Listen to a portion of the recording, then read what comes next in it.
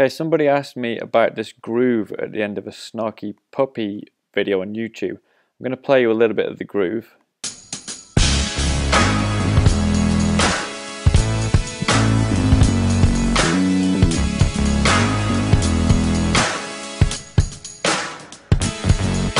So that is pretty cool. And I'm just playing around in OctopuSequencer trying to figure out an idea of what's going on. So the first thing I notice is ignoring the very first bit where he comes in. If you watch what his hi-hat's doing, it seems to be pretty much a straight triplet shuffle. 1, 2, ding-a-ding, ding-a-ding. Ding-a-ding, ding-a-ding. Look at his right hand here. Ding-a-ding, ding-a-ding, ding-a-ding, ding-a-ding, ding-a-ding. So I've put in the top line of OctopuSequencer, I've set the rate to be 8th notes, and I've set the length to be 8. If you change this, you'll see this purple bar moving up and down. So I've programmed in da da da da da da 1 and 2, 3 and 4, and this is played on the hi-hat, and this is also the hi-hat, but just a little lower in volume. So if I play this, I'm going to mute the other sequences for a minute. If I play this as straight 8th notes, it sounds like this. And then I'm going to add a swing to it and choose triplet swing. So I think that's pretty much what's going on with his right hand. The other bit that really stands out in this is the tambourine and the snare. Da da da gam. 1 2 3 4. 1 triplet 2. 3 triplet 4. 1 triplet 2, 3 triplet 4, and that's not really swung at all. So I have this programmed in. I've said a rate of 6, which is basically triplets, and I've got a length of 6 in here. We've got 1 2 3 4 5 6, 1 2 3 4 5 6, and that sounds like this. So that's basically a percussionist is playing the tambourine part, and the snare is the percussionist and the drummer. So those two bits together, and that hi-hat is playing in time with the triplets because we're swinging it as a triplet rate. Now you can play around with the swing of the hi-hat, maybe make it not quite as triplety. You could have a 16th note shuffle, but that doesn't sound right to me, so I'm going to back to the regular triplet.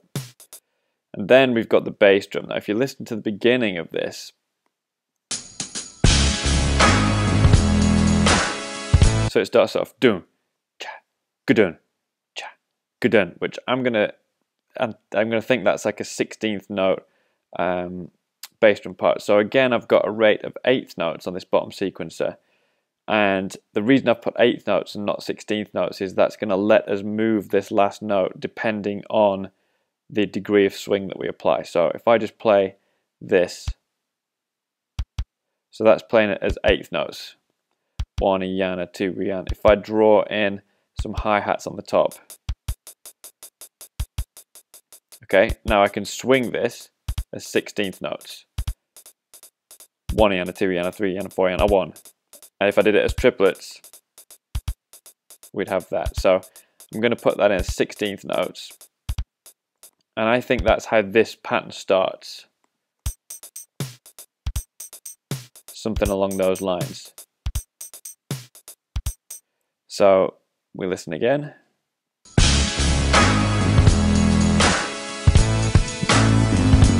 And then we get gudun gun. Gudun gun. Gudun gun. So that gudun gun would be da da probably there.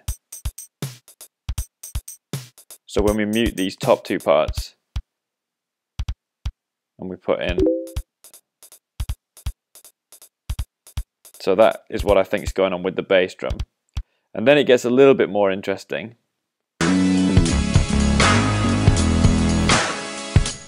And what I think happens there is that we miss out the bass drum on the one, and I think this bass drum goes there.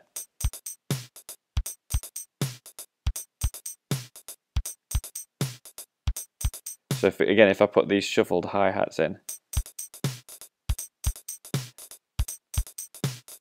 So this swung hi-hat that's on the offbeat 16th, that's on the A essentially. So 1 and a, 2 and a, 3 and a, 4 and a. But this one here, there's no hi-hat for it to clash with. This one, if I mute this, clashes a little bit with this swung triplet hi-hat. So it's not quite in time with that. If I made this 16ths, then it lines up perfectly. So that's the tricky bit, is having a kind of triplet feel swing on the hi-hat part and a 16th swing feel on the bass drum part. So we put the tambourine and snare. And then you can play around with the degree of swing of the hi-hat part here.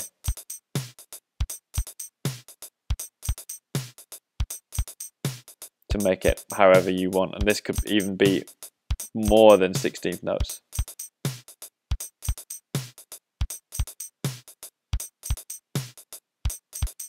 So you can, just play around with different settings. Let's try that as straight triplets. So I don't know exactly what it is. It's kind of hard to tell, and the rest of the instruments make a difference to how the groove feels. But this is just an example of using OctopuSequencer to play about with swing values.